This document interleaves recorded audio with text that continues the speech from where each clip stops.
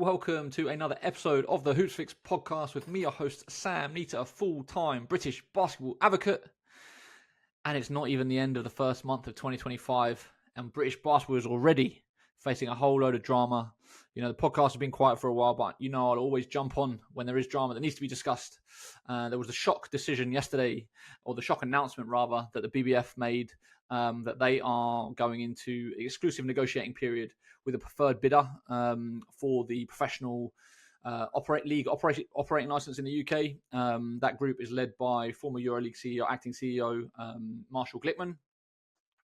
And of course, everyone was expecting that the license would end up being negotiated with the SLB, the current professional league, with the clubs as its shareholders. But clearly, there has been some type of breakdown in communication. Something has gone wrong in amongst all of this. You know, when we look back to last summer when they were trying to save the league and trying to have a league this season, everyone was on the same page. It felt like everyone was singing from the same hymn sheet. Both the SLB and the BBF were aligned in trying to get this thing moving forward. And then somehow now we've got to a place where we've got statements coming out from both parties. The SLB saying they do not consider themselves under the purview of the BBF anymore and have not been engaged with it in the process. And the BBF saying that they have not received at all an application of tender from the SLB for the license. And so they have no choice but to go forward with this preferred bidder. You know, on the SLB side, they would consider the process unlawful and illegitimate, in part because there is a £25,000 application fee just to tender. The license fees included in it were 1.5 million going to 2 million. And so it kind of seems a little bit like a money grab. That has been the perception by some. And so obviously we're trying to understand the situation. So we managed to get 40 minutes-ish with the BBF Chair Chris Grant, who's obviously sort of at the helm of the British Basketball Federation in making this decision. And we kind of grilled him a little bit on the situation, the scenario, you know, what happens next, what could end up happening. You know, if we end up in a situation where Glickman's group gets the license and the SLB continues to operate, FIBA could end up stepping in and banning GB from all international competition if you have two professional leagues trying to operate, as happened in Japan in 2014. So it is crazy times. Again, Glickman has not been awarded the license. They have just been given preferred bidder status. So they're going into an exclusive negotiating period. It might end up they come to the other side of that period and decide that's not the direction that they're going to go in. But clearly there is a lot of beef going on behind the scenes and trying to understand everything that's happening. As always, before you get onto the show, please go and check out our Patreon account, patreon.com/hoopsfix. There you can sign up to give us a monthly or annual contribution of as much or as little as you like to keep us doing the work that we're doing. You know, this all costs money, costs time, and we cannot do it without your support. So please go and check it out, patreon.com/hoopsfix. As always, let me know what you think. If you're watching on YouTube, leave a comment below. If you are listening on Spotify or Apple Podcasts, feel free to reach out to me on every single social media platform at Hoopsfix. Or if you want some private one-on-one interaction, feel free to email me on sam@hoopsfix.com. As always, that is enough from me. And here is this week's show with BBF Chair Chris Grant.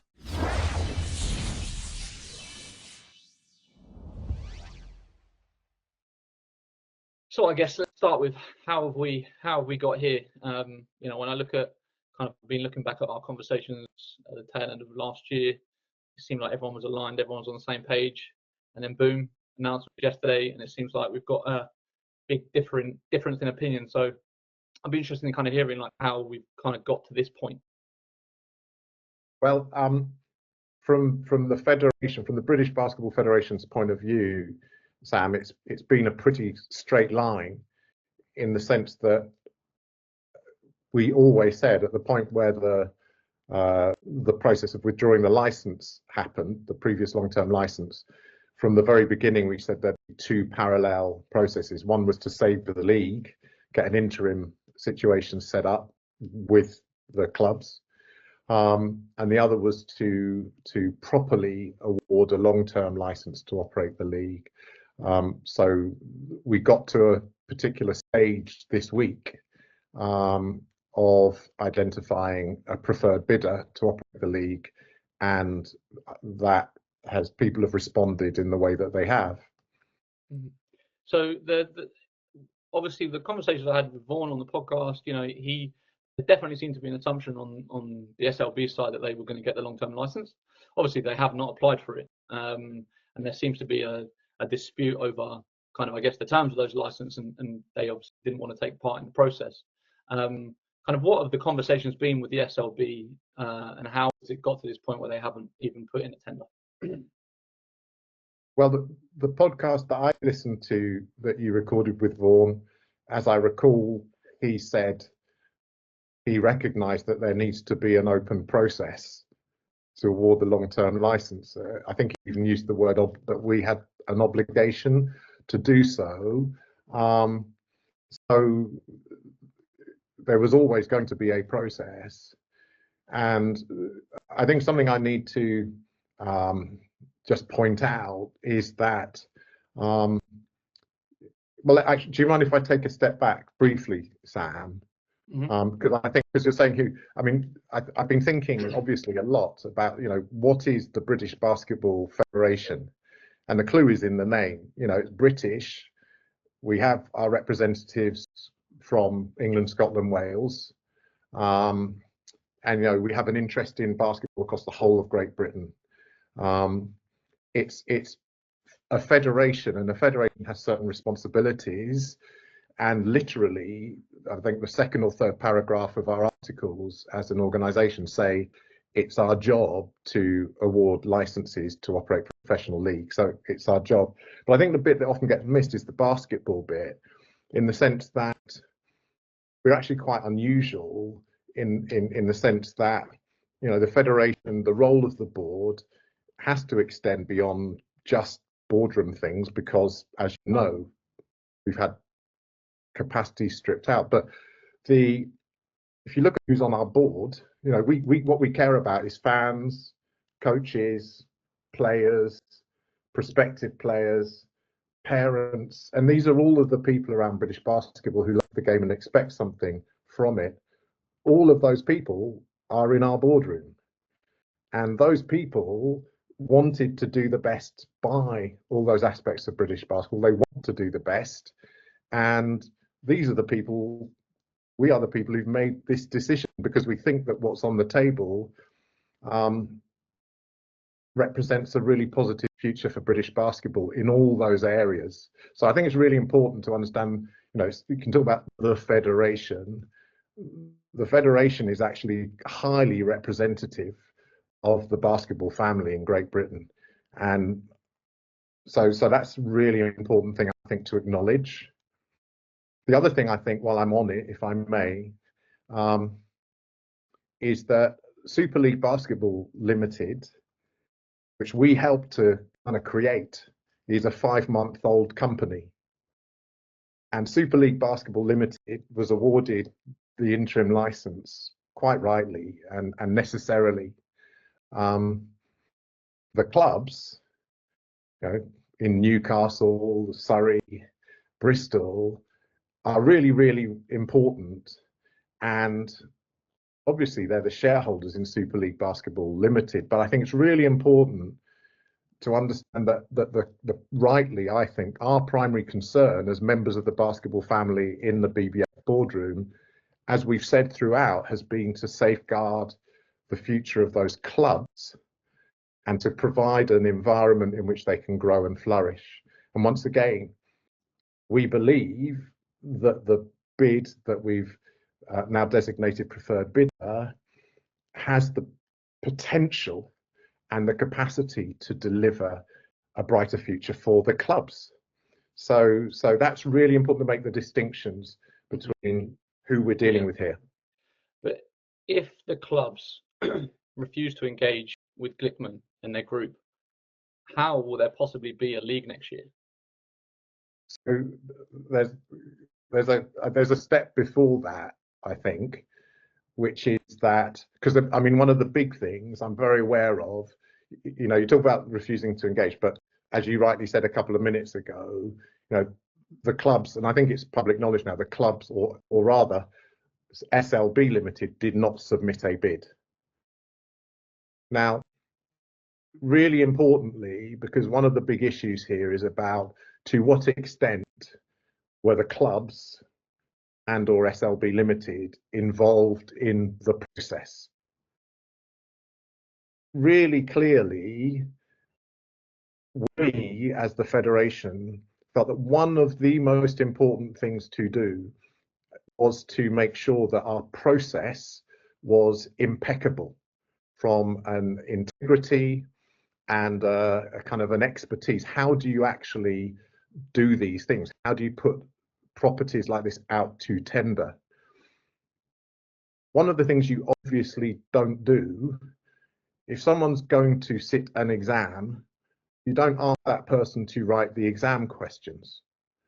So we know a lot as the basketball family in the federation boardroom about what different people want. So, for example, we know that one of the things that annoys basketball people around the country, for example, is identifying who are the best young players. Where are they? How do they compare? Why do certain players get picked for certain representative teams or whatever? We know that we need our professional leagues, for example, to help be part of the solution to that, alongside the work we're doing, joining up the home countries and so on. So we need to put stuff into our tender documentation, which is about that, because we've listened. We've also been listening to the clubs for a very long time. You know, I spoke with the clubs a lot, obviously, during the summer. So the clubs did have a lot of input into the tender documentation, but it wasn't appropriate for Super League Basketball Limited to be in the room defining the tender criteria, etc., and then to submit a bid. And but wouldn't you say that because they are the club, they are the stakeholders, and any league that needs to operate would need to include them? They should be a part of that process. Like, going back to the original question, how will a league run next year if the clubs will not engage with Glickman? If Glickman is awarded the license, if the Glickman Group is awarded the license, how do you envisage a league running? Well, that's, I mean, on the first part of that question, I wish that Plymouth were part of this conversation. I wish that Birmingham were part of this conversation. I wish there were a club in Edinburgh. I wish there was a men's club in Cardiff. I want all of those places to be part of this conversation, and they have been. Our job as a federation is to license professional leagues, men's and women's, and we need to make sure that there is a league. However, it will be up to other parties to decide what role they want to play, if any. The other thing I would say, which is really important, wait. But in addressing a straight answer to the question, because you're talking a lot about how will a league run next season if the license is awarded to Glickman and the clubs are refusing to engage with the Glickman Group? How do you envisage a professional league operating and running, being licensed by the BBF next season? So the thing I would say is that the terms and within so first of all, the terms within the tender were negotiable, and we made that very clear. But to bring it back closer to your question, Sam, because I'm not going to deal in hypotheticals. Nobody knows except for the board of the BBF at the moment, and the bidders and the little assessment panel. Nobody knows what's in that bid. So the next step, which is really important, and which we, as we said in our statement, the BBF have initiated, is to ask. We think the bid is worth looking at for the good of the future of British basketball, including the clubs.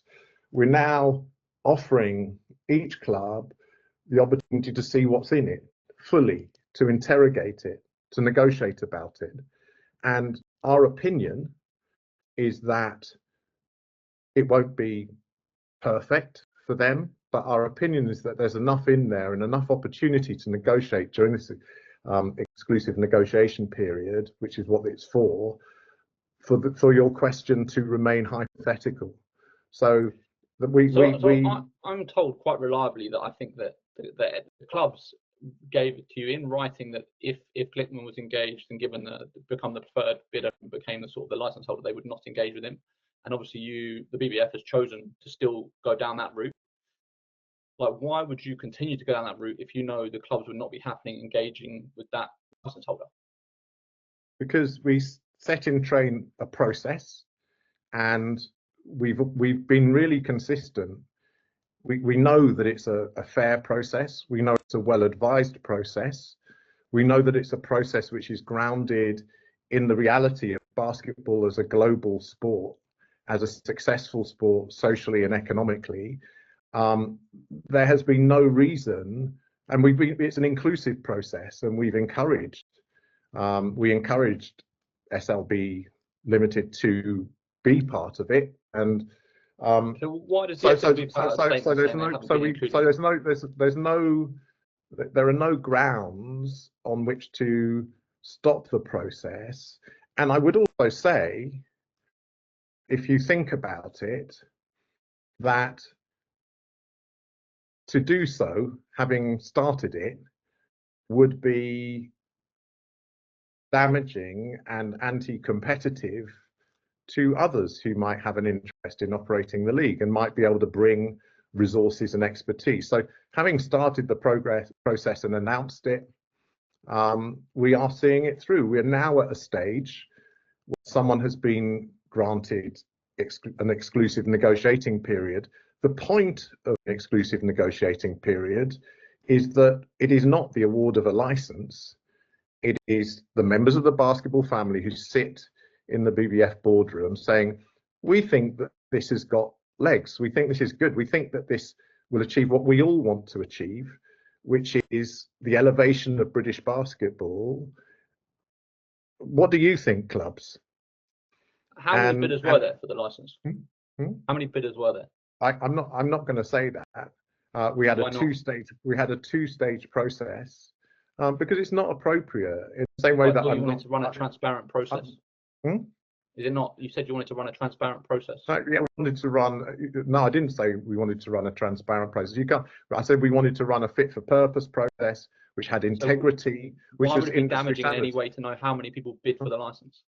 Because it's not appropriate to provide a running commentary on it. So I'm not going to. It's not running. I'm not going to say that. And that's the point of the process was to set a bar. And we set it quite high because, once again, I'm on record as saying that we wanted serious parties to come forward who had confidence that they had the expertise and the resources. So we set a bar, and the question wasn't which is the best bid from amongst the bids which are received, and that bid wins. It's which of these bids, if any, is good enough to clear that bar and get to the next stage, which is to open it up to some more parties to scrutinize and negotiate. So there was one bid which cleared the bar, and that is the bid that we have identified as the preferred bidder. But if you're labeling them as a preferred bidder, that would imply there were multiple bids. No, that once again, Sam, look around at how these things are done in sports which are professionally run, and you'll see that preferred bidder is a standard term, not just in sport, actually, wherever there are rights on offer. So, you know, in our boardroom, it could be the case that there is only one bidder. It's, you know, the point is there anyone out there who clears this bar? Okay.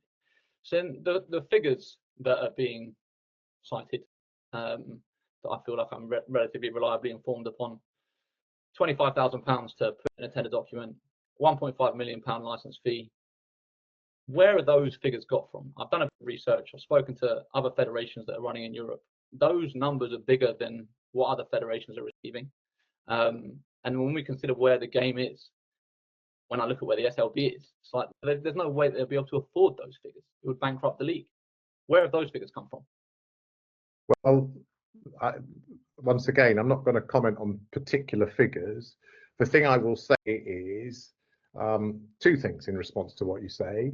One is that it was important for us as the British Basketball Federation to make it clear to bidders that we were looking for serious bids. The other thing I would say is, which we've said in our statement, and it was built into the mechanism of the bid process, the tender process, that we didn't just allow for, we positively encouraged and enabled bidders within the logic of their own view of British basketball and their business plan to depart from the suggested terms, including the economic terms, in the bid. So the message to bidders was, here's our view. If you have a different view, then please express it, and you won't be penalised. In fact, we encourage you to have a different view, and we will judge it on the basis of, does it make sense in the logic of your business plan. So talking about where those did economic... you get those figures from anyway? I understand, cool, you know, they can negotiate and give different figures, but obviously you must have been benchmarking them against something, and it seems to be they're considerably more than what any other European league is doing. So I'm trying to understand, like, where were those figures got from in the first place? Well, one of the, I think, and in a way, Sam, I mean, we're having this conversation, and, you know, I've been a fairly avid follower of Hoopsfix over the years, actually, before I became chair of British Basketball Federation. We can articulate it in our own different ways, but I think one of the mystifying things about British basketball is that we know it's a global economic powerhouse. It's a European economic powerhouse, although in many places it's difficult for people to actually make money out of it. We know that possibly, if not probably, the NBA and FIBA are now going to be working closer together. It's almost hard to imagine that they would think of launching any kind of joint European competition without there being British presence. In that context, the opportunity is to get the actuality of British basketball closer to the real value of British basketball. And we think that British basketball is significantly undervalued across the whole range of, you know, we think our clubs, and I'm talking about existing clubs and new clubs, could be playing in bigger arenas, could be getting more out of their merchandise and content.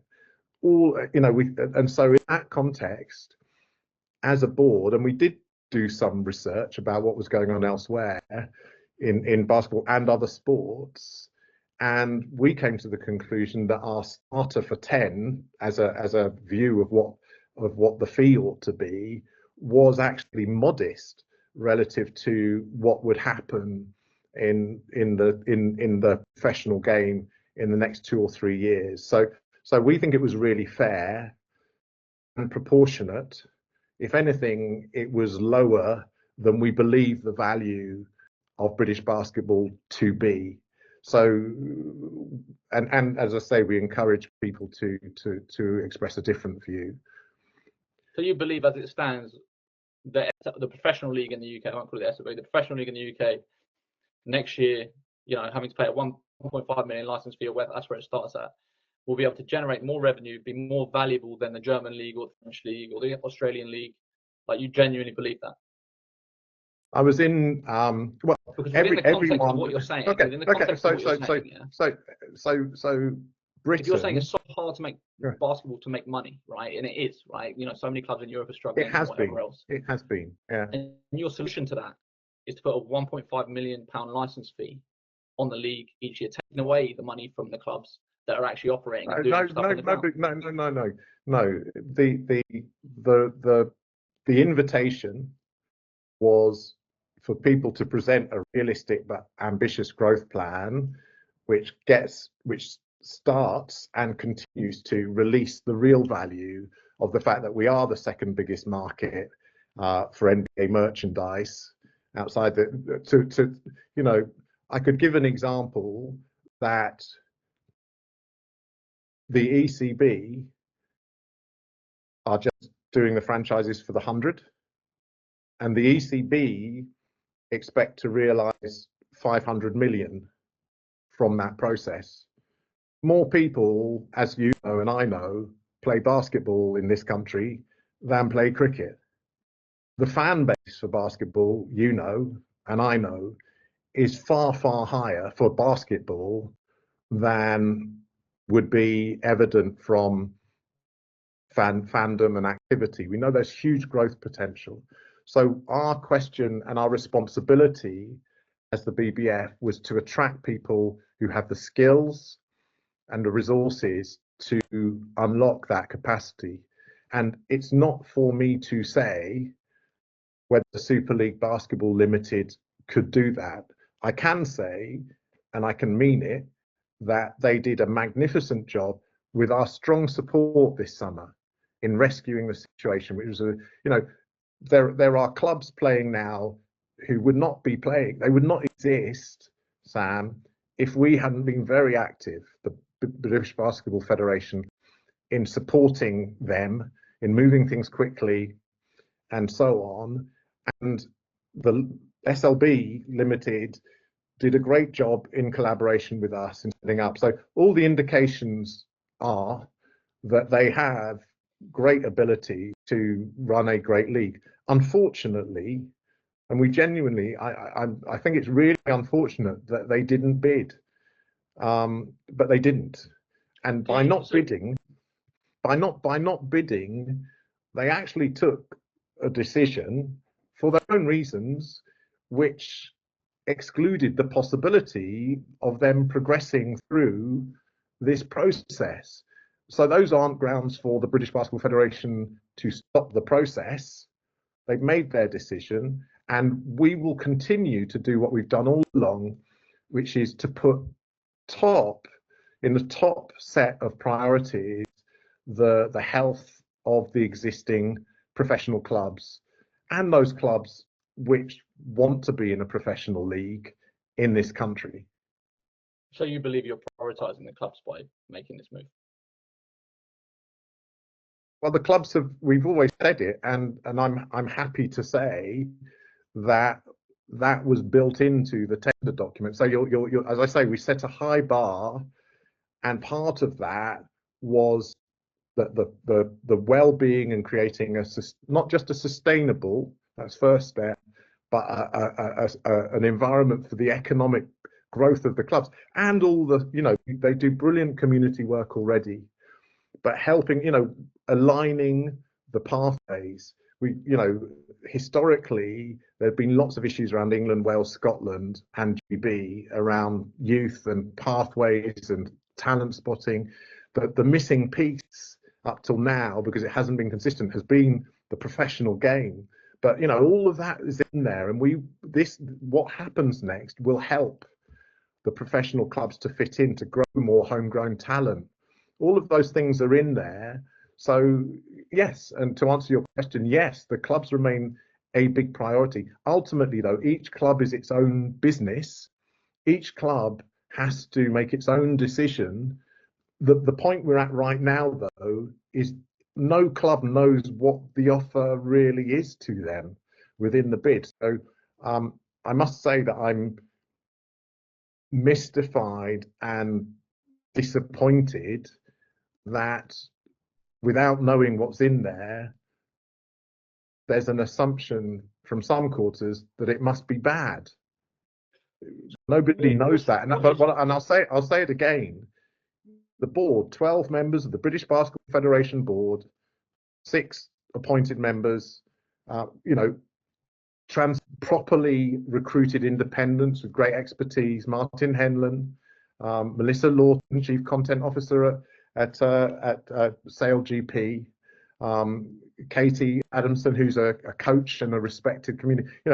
We looked at this bid, and we're clear that it has the potential to elevate all of British basketball, including each of the existing clubs, to where they can be, which, as we know, and I think you'll agree, is a long way above where it has been operating.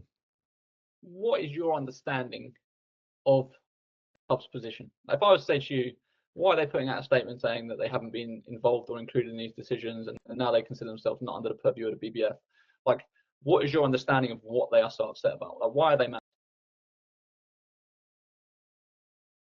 It's really hard for me to speculate on that. What I can say, Sam, I've spoken that I've been speaking with the club and the club owners continually during my tenure. So that's not. So then you don't need to speculate. Surely you would know. I've spoken to them a lot. It's not for me to say that. I can talk about history. What I can say. No, I'm asking you to tell me not what they're saying. I'm saying your understanding of like why you think they would be upset.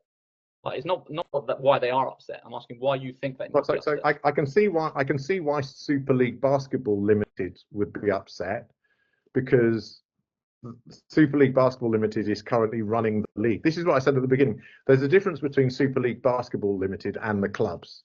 I can see why Super League Basketball Limited would be upset, because Super League Basketball wants to run the league. But Super League Basketball, well, I think they do, but Super League Basketball excluded themselves from the process through which they could run the league, and they seem to be upset. The clubs, who yes are the shareholders in Super League Basketball Limited, just as they were the shareholders of Basketball League Limited and still were the shareholders along with the previous majority shareholder, or actually minority, but the biggest shareholder. You know, the clubs have a different set of interests here, I believe. They're independent businesses. And so once again, if I were running a club, I can say this, I would want to know what's in that offer. I may or may not like it. I may or may not be able to negotiate the bits I don't like. I may or may not choose to accept it at the end.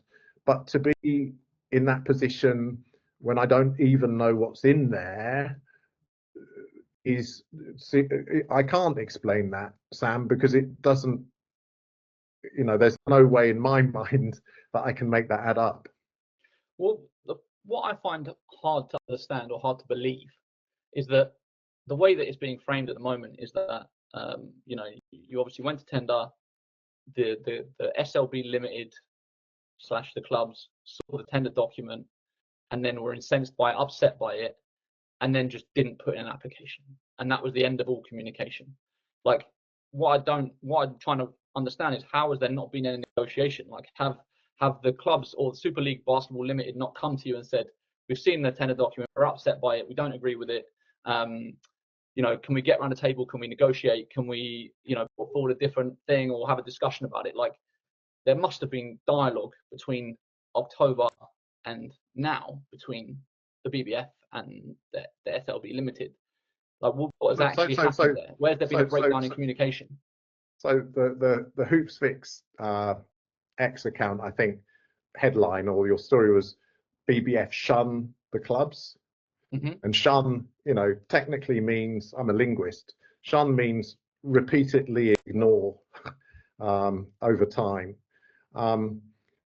As chair, I have been in, or tried to be in, ongoing communication with the clubs. As a federation, there are lots of technical issues, visas, you know, and other areas where we need to be in contact with the clubs. When you are in a properly run process, where you've put out an invitation to tender, you've set a bar, you've invited people to participate, to submit bids, what you don't do in a properly governed sport, which this sport is now. So the progress that we've made, for example, with the UK sport announcement, everyone thinks that governance and process is kind of boring, but actually it's that which means that we've got now funding for our performance programs. It's that means that we have signed MOUs with the home countries, and it's by doing things properly and consistently with proper governance that we believe that we can help elevate the whole game. And what you don't do in a professional process of this type is stop the process to negotiate with one of the parties when you're 2/3 of the way through a process. So, but surely if the parties are the stakeholders, they have to be treated differently. They're some of the stakeholders. They're really important stakeholders, and we've said throughout that they're some of the most important stakeholders, Sam. But, you know, our job as the federation is to look after the whole sport and the future of the sport. You know, so that means that's the original question. So that means that then, so you're saying that because of the process, you couldn't engage with them because obviously you've started this process. So they would have engage is such an interesting word. Okay, so but what I'm asking we can engage with them. If they saw the document and they were upset about the document, the ITT, and they felt a type of way about it, they, I would assume, have had reached out to you to try to have a conversation about it. And you're saying that if they do that, you wouldn't be able to engage with them because the process was underway, and as part of the process, you can't give them any preferential treatment over any others. Well, because that's, yeah, that to preserve the integrity of the process, a professional process, you can't do that. So what we did do, it's really important, is we built into the mechanism of the process and the communication around it that we actively wanted bidders to demonstrate and depart from the terms where they felt those terms were unhelpful. So because, you know, you can't, if you're inviting bids, you can't change the terms when you're in them.